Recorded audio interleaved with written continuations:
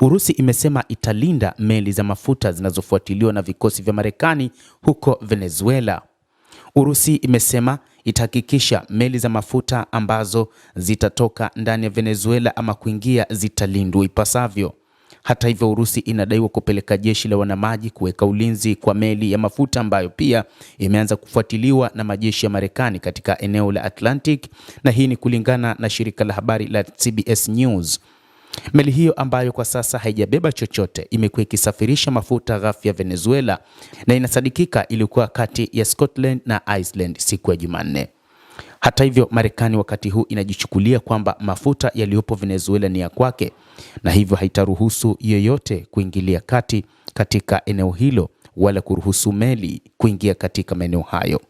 Mwezi uliopita, Rais Donald Trump alisema kuwa ametoa amri ya kuzuiliwa kwa meli za mafuta za Venezuela zilizowekewa vikwazo kuingia nchini humo, katika hatua ambayo serikali ya Venezuela ilitaja kuwa ni wizi. Hata hivyo, serikali ya Rais Donald Trump ilieleza na kuweka wazi kwamba kuanzia sasa haihitaji mataifa kama vile China, Urusi, Cuba pamoja na Iran kushirikiana na serikali ya Venezuela iliyopo mamlakani wakati huu. Kabla ya Marekani kumkamata kiongozi wa zamani wa nchi hiyo Nicolas Maduro mnamo siku ya Jumamosi, Rais wa Marekani Donald Trump mara kwa mara alishutumu serikali ya Venezuela kwa kutumia meli hizo kuingiza madawa ya kulevya nchini Marekani. Walinzi wa pwani ya Marekani walijaribu kupitisha meli ya Belawan mwezi uliopita katika visiwa vya Caribbean wakati iliaminika kwamba ilikuwa ikielekea Venezuela. Walikuwa na kibali cha kukamata meli hiyo ambayo ilishutumiwa kwa kukiuka vikwazo vya Marekani na kusafirisha mafuta ya Iran. Inadaiwa kwamba jeshi la wanamaji la Urusi limepeleka nyambizi za nyuklia katika baadhi ya maeneo huko katika nchi ya Venezuela, na mpango utakuwa ni kulinda mafuta ya Venezuela.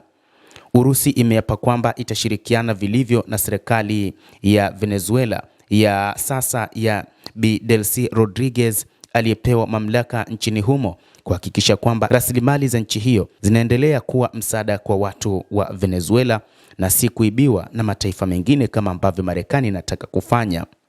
Hata hivyo, wakati huu kumekuwa na sintofahamu kwamba Marekani inataka kulazimisha kutumia rasilimali zilizopo nchini Venezuela, ikisema kwamba Venezuela iliwaibia mafuta yao. Hii ni kutokana na namna tawala nchini humo zilipoingia na mfumo wa utawala wa kisoshalisti, ambapo Hugo Chavez alikuja kubadilisha mifumo ya nchi hiyo na makampuni ambayo yaliwahi kuwekeza nchini Venezuela yakatimuliwa nchini humo na kuwa chini ya serikali. Basi mtazamaji, hayo ndio tuliokuwa nayo. Ni mipango ya serikali ya Urusi kuapa kwamba italinda mafuta ya Venezuela, kadhalika imepeleka nyambizi za nyuklia katika maeneo ya taifa hilo la Venezuela. Endelea kutufuatilia mtazamaji, na nikusihi usisahau kulike, usisahau kucomment, kadhalika na kusubscribe channel yetu hii ili uweze kufahamu ni nini ambacho kinaendelea katika ulimwengu wa siasa. Naitwa Dam Hussein, endelea kuwa nasi wakati wote, endelea kutufuatilia hapa The World News. Utaweza kufahamu mengi yanayojiri katika ulimwengu kupitia The World News.